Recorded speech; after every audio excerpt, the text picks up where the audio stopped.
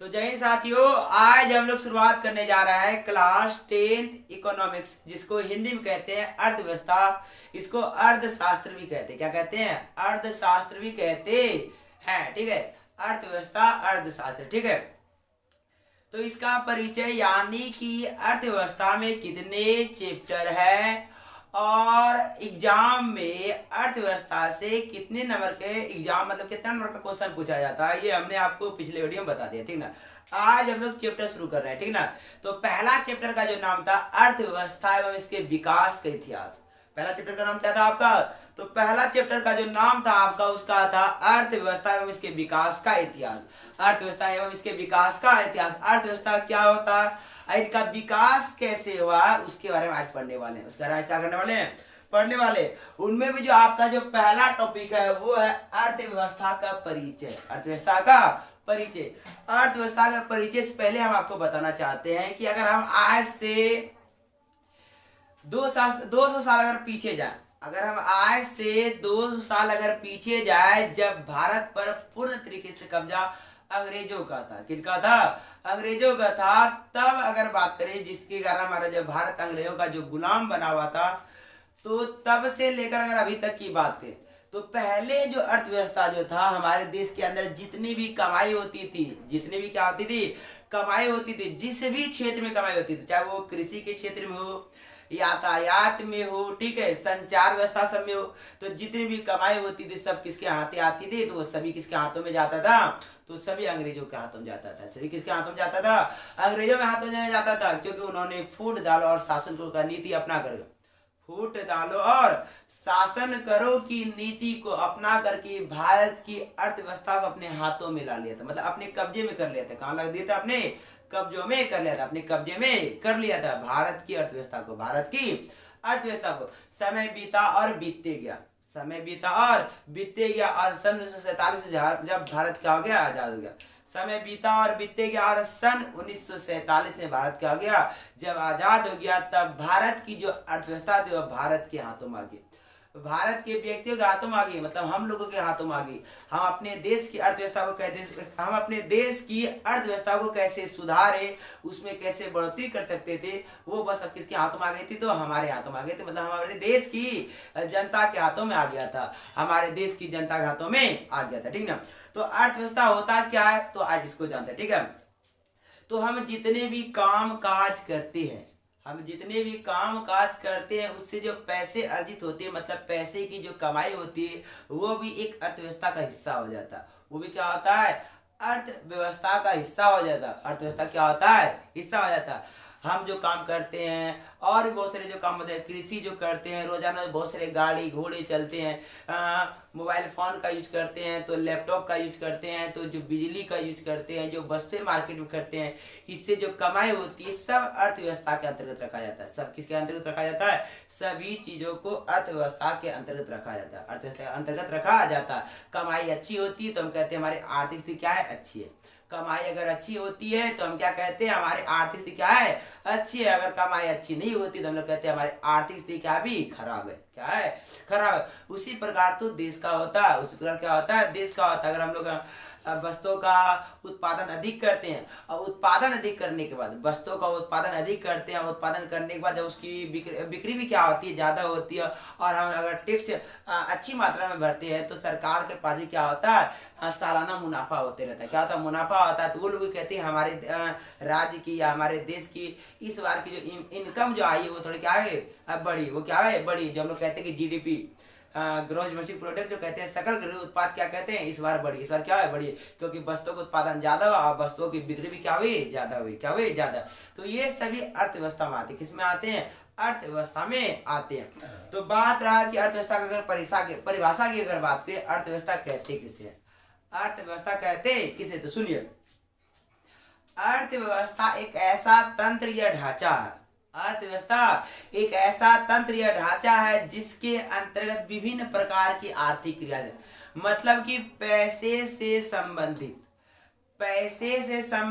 जितने भी कार्य किए जाते हैं, पैसे से संबंधित जितने भी कार्य किए जाते हैं सभी अर्थव्यवस्था के अंतर्गत आते हैं। इसलिए इसको परिभाषा में जोड़ा गया है कि अर्थव्यवस्था एक ऐसा तंत्र या ढांचा है, अर्थव्यवस्था एक ऐसा तंत्र या ढांचा है जिसके अंतर्गत विभिन्न प्रकार की आर्थिक क्रियाएं संपादित की जाती है। आर्थिक मतलब पैसे, जो हम लोग वस्तु, मतलब मान लो हम वस्त्र पहनते हैं तो इसके लिए हम खरीदते हैं, इसको, इस चीज को खरीदते हैं, मार्केट में जाके खरीदते हैं, वो मार्केट के पास पैसा जाता है, वो फिर किसी और के पास से लेकर आता है, वो फिर किसी और के पास से लेकर, मतलब ये ऐसे जगह ये बढ़ते रहता है, बढ़ते रहता है, बढ़ते रहता है, बढ़ते रहता है, और उसके बाद जो कुछ हिस्सा किसके पास जाता है, वो सरकार के पास जाता है। कुछ हिस्सा उस चीज का, ये जो हम खरीदे ना, इसका भी कुछ हिस्सा सरकार के पास गया होगा, ठीक ना, ये जो हम खरीदे ना, इसका भी कुछ हिस्सा किसके पास गया होगा, सरकार के पास गया। ये उसकी क्या होती है, कमाई होती है। उसकी क्या होती है, अगर देश की जितने भी जनता है, अगर वो वस्तु को खरीदना ही बंद कर दे, अगर देश की जितने भी जनता है अगर वो वस्तु को ही खरीदना क्या कर दे, बंद कर दे, तो क्या अर्थव्यवस्था बनी रहेगी, नहीं बनी रहेगी, बिल्कुल ही बर्बाद हो जाएगी, क्या हो जाएगी, बर्बाद हो जाएगी। इसलिए अर्थव्यवस्था का परिभाषा दिया गया है, अर्थव्यवस्था एक ऐसा तंत्र या ढांचा है जिसके अंतर्गत विभिन्न प्रकार की आर्थिक क्रियाएं संपादित की जाती है।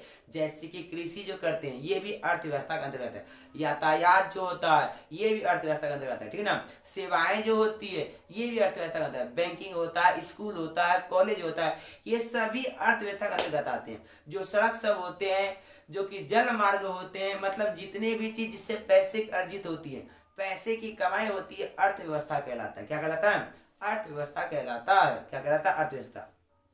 इसलिए परिभाषा इसका लिखते हैं, अर्थव्यवस्था एक ऐसा तंत्र या ढांचा है, एक ऐसा तंत्र या ढांचा मतलब आकृति, स्कूल एक आकृति की तरह तो है, बैंक एक आकृति की तरह तो है, खेत एक जो है वो आकृति की तरह तो ऐसा तंत्र है या ढांचा है, उसकी एक आकृति है, ठीक है ना। तो अर्थव्यवस्था एक ऐसा तंत्र या ढांचा है जिसके अंतर्गत विभिन्न प्रकार की आर्थिक यानी कि पैसे से विभिन्न प्रकार की आर्थिक यानी पैसे से क्रियाएं संपादित करते हैं, अर्थव्यवस्था कहलाता है। जैसे आप दीजिए कृषि, यातायात, परिवहन यातायात हो गया, बैंकिंग, ठीक ना, ये मत्स्य पालन, पशुपालन, ठीक है, ये सब जितने भी काम हुए, ठीक ना, रेल मार्ग की अगर बात करें, जल मार्ग की बात करें, अगर हम बैंकिंग का तो बात हम कर ही लें, तो ये सभी चीज अर्थव्यवस्था के अंतर्गत आते हैं। किसके अंतर्गत आते हैं, तो अर्थव्यवस्था के अंतर्गत आते। तो परिभाषा आप लीजिए, ठीक ना, क्योंकि क्वेश्चन पूछा जाता है क्लास 10 के हर एग्जाम में क्वेश्चन आ जाता है, अर्थव्यवस्था से आप क्या समझते हैं, अर्थव्यवस्था से आप क्या समझते हैं। तो परिभाषा इसका लिख लीजिए, अर्थव्यवस्था, ठीक है, पहला नंबर का लिखा है, ठीक है। तो परिभाषा इसका लिख लीजिए, अर्थव्यवस्था एक ऐसा तंत्र या ढांचा है, एक ऐसा तंत्र या ढांचा है, अर्थव्यवस्था एक ऐसा तंत्र या ढांचा है जिसके अंतर्गत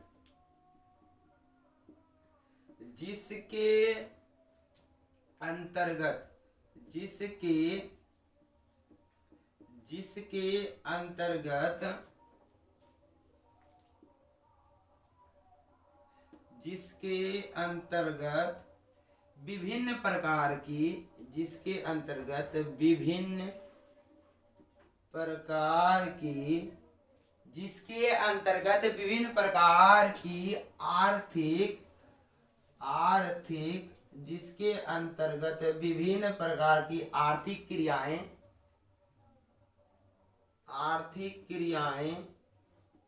संपादित की जाती है, विभिन्न प्रकार की आर्थिक क्रियाएं संपादित की जाती है। जैसे दे सकते हैं आप, जैसे कृषि, ठीक है, जैसे कृषि, बैंकिंग, जैसे कृषि को बैंकिंग, जैसे परिवहन, संचार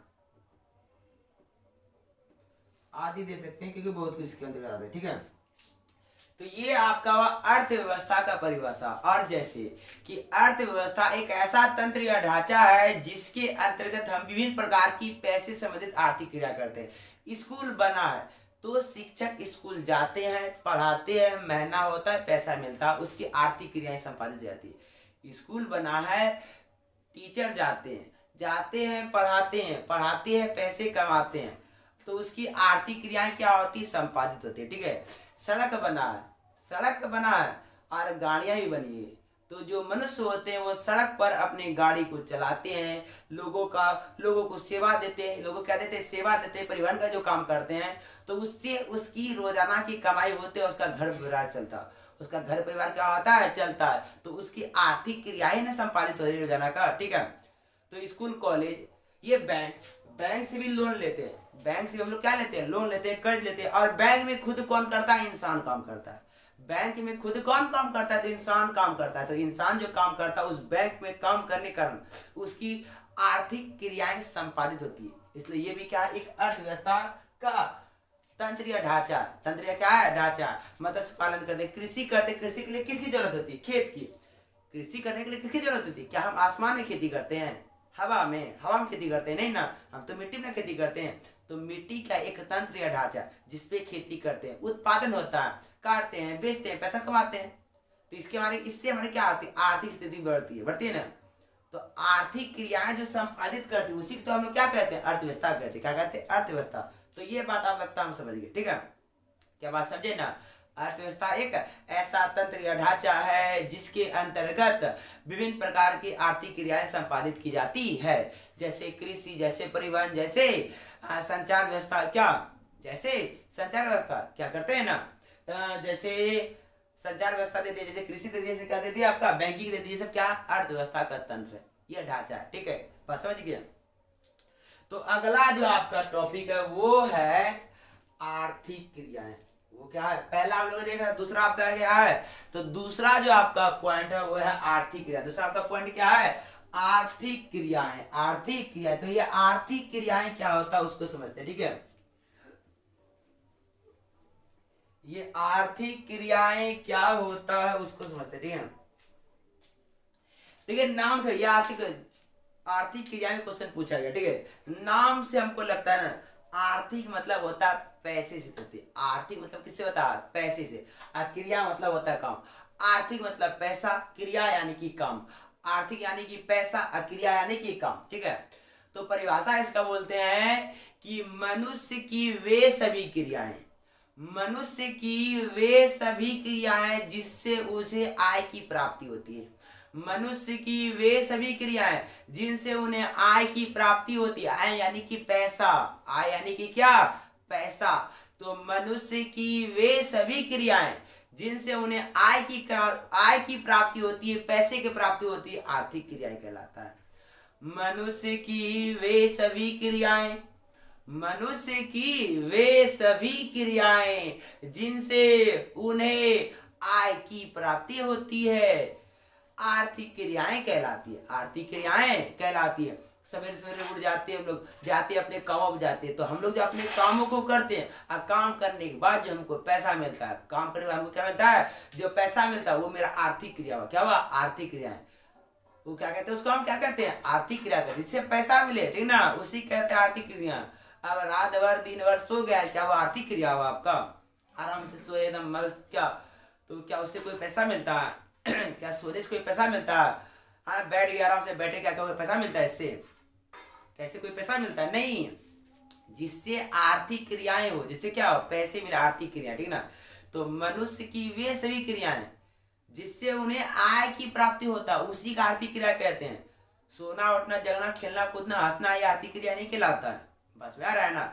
तो मनुष्य की वे सभी क्रियाएं जिनसे उन्हें आय की प्राप्ति होती है, आर्थिक क्रियाएं कहलाती है। आर्थिक क्रियाएं कहलाती है। जैसे पढ़ाने का जो काम होता है वो भी एक आर्थिक क्रिया होता है।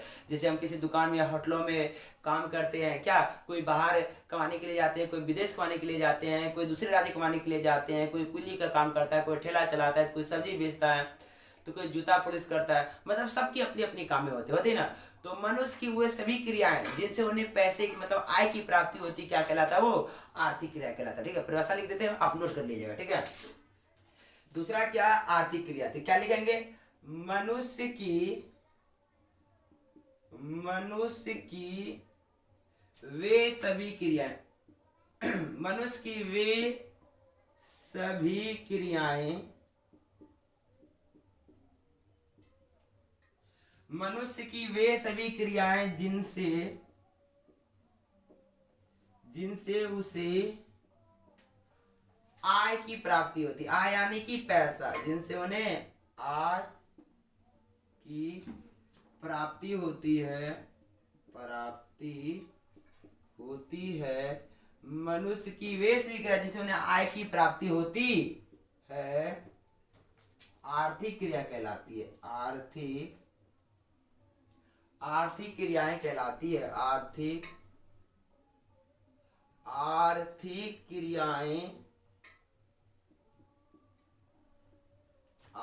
क्रियाएं कहलाती है।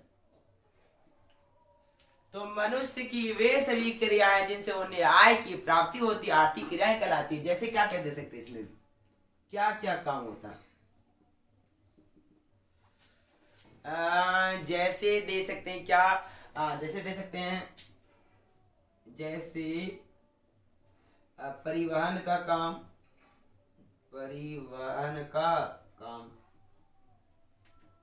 जैसे परिवहन का काम, जैसे मजदूरी,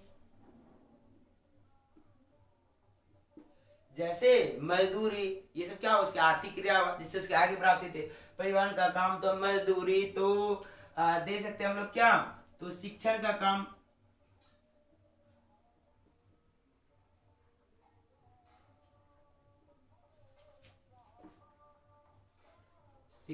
काम, मतलब कि पढ़ाने का काम, इससे भी क्या होती है उसकी आय की प्राप्ति होती है, ठीक है, आदि।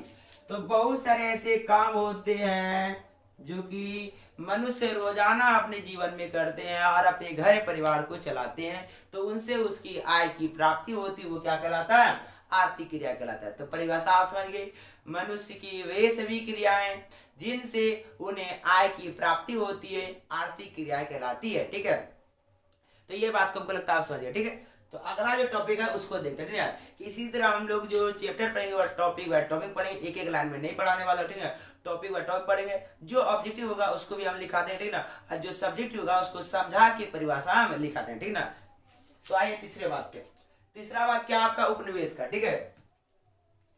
तो दूसरे को हम मिटाते हैं और तीसरे पे चलते हैं, दूसरे को मिटाते हैं तीसरे पर चलते हैं। तो आइए आप भी तीसरे पर। तो तीसरा जो आपका बात है वो है उपनिवेश। उपनिवेश का नाम तो हमेशा सुने, हमेशा क्लास 8 में भी सुनेंगे, ये बहुत नीचे से है, ठीक है ना, 6, 7, 8, 9, 10, तो 10 में आया उपनिवेश किसे कहते हैं, ठीक है। तो आप 9th क्लास में ही पढ़ेंगे, ठीक है। तो हम फिर से दोहरा देते हैं कि जब कोई शक्तिशाली देश अपने से कमजोर देश पर, जब कोई शक्तिशाली देश अपने से कमजोर देश पर आर्थिक हो, सामाजिक हो, धार्मिक हो, राजनीतिक हो, सांस्कृतिक, मतलब सभी रूप से जब उस पर कब्जा कर लेता है ना, तो जो कब्जा किया आदेश होता है ना उसको कहते हैं उपनिवेश। उसे क्या कहते हैं, उपनिवेश। और जो कब्जा कर लेता है उसको कहते हैं औपनिवेशिक। उसे क्या कहते हैं, औपनिवेशिक। उसे क्या कहते हैं, औपनिवेशिक कहते हैं। क्या कहते हैं, औपनिवेशिक। तो परिभाषा मैंने आपको बोला कि जब कोई शक्तिशाली देश अपने से कमजोर देश पर, आर्थिक यानी कि पैसे से, सामाजिक मतलब समाज को बंटवारा करके, आर्थिक, सामाजिक, धार्मिक, धर्म के आधार पर लड़ाई करवा के, तो आर्थिक पैसे से, सामाजिक समाज को बंटवारा करके, धार्मिक यानी कि धर्म के प्रति लड़ाई करवा के, तो धार्मिक, ठीक ना, सांस्कृतिक यानी कि संस्कृति आपका बिगाड़ती, ठीक है ना, सांस्कृतिक रूप से आपका जो संस्कृति जो हम लोग का चलता, अब सब राज्य का सब का अपना अपना संस्कृति चलता है। जैसे कि अगर हम बिहार की बात की तो बिहार की एक अलग संस्कृति है, यहाँ का अलग परंपरा होता है, यहाँ का बोली व्यवहार चाल ढाल सबका अलग है। अगर हम दूसरे राज्य में जाए क्या ऐसे ही बोली चलता है, क्या ऐसे ही पर्व त्योहार मनाया जाता है, नहीं मनाया जाता, सबका अलग अलग होता है। अगर हम केरल की बात करें, अगर हम जम्मू कश्मीर की बात करें, अगर हम अरुणाचल प्रदेश की बात करें, अगर हम गुजरात की बात करें, अगर हम तमिलनाडु की बात करें, सबकी संस्कृति क्या होती है, अलग होती है। सबकी जो भाषाएं होती है सब अलग होती है, सबका जो चाल व्यवहार होता है सब क्या होता है, अलग अलग होता है।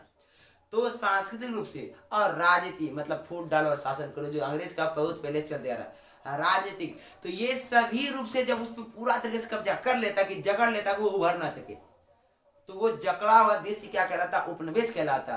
और जो राजा होता वो क्या कहलाता, औपनिवेशिक कहलाता। वो क्या कहलाता, औपनिवेशिक। क्या कहलाता वो, औपनिवेशिक। तो हमको लगता है आप इस बात को समझ गए कि ये बहुत पहले से आप पढ़ते आ रहे, ठीक ना। तो परिभाषा आप लिख लीजिए, ठीक है। परिभाषा होता है क्या, तो जब कोई, तीसरे नंबर का लिखा, ठीक ना, जब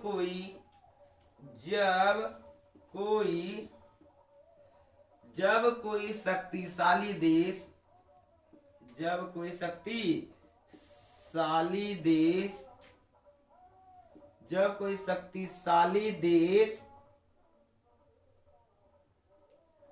जब कोई शक्तिशाली देश अपने से कमजोर देश पर, अपने से कमजोर देश पर आर्थिक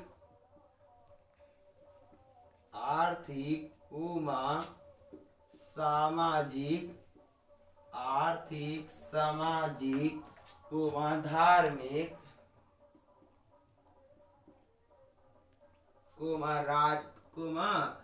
राजनीतिक तथा सांस्कृतिक, ठीक है। तो जब कोई शक्तिशाली देश अपने से कमजोर देश पर आर्थिक, सामाजिक, धार्मिक, राजनीतिक तथा सांस्कृतिक रूप से आधिपत्य जमा लेता है, आधिपत्य यानी कि अधिकार, आधिपत्य जमा लेता है, आधिपत्य जमा लेता है, तब वह गुलाम देश उसके अधीन चला गया, तब वह गुलाम देश उपनिवेश कहलाता। क्या कहलाता, उपनिवेश। तब वो गुलाम देश उपनिवेश तथा शासक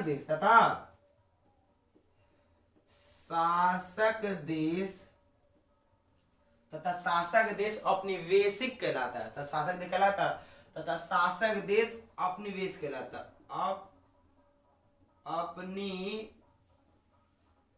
अपनिवेश कहलाता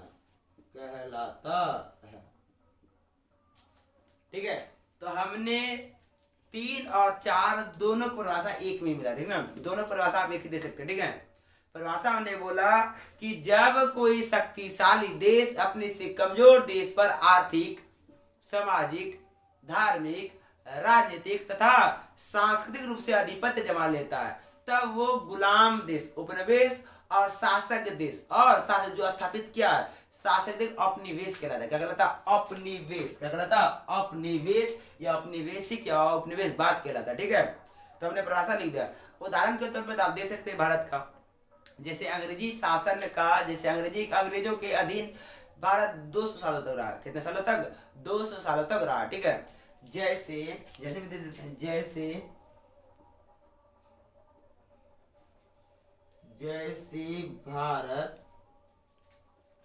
जैसे भारत अंग्रेज के अधीन, जैसे भारत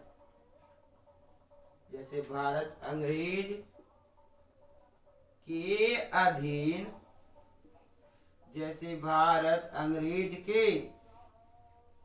अधीन 200 वर्षों तक रहा है। तो भारत क्या हुआ यहाँ पर, तो भारत जो हुआ और अंग्रेज, तो भारत क्या हुआ, तो भारत हुआ आपका उपनिवेश, भारत क्या हुआ, उपनिवेश, तथा अंग्रेज क्या हुआ आपका, औपनिवेश। अंग्रेज क्या हुआ आपका, औपनिवेश,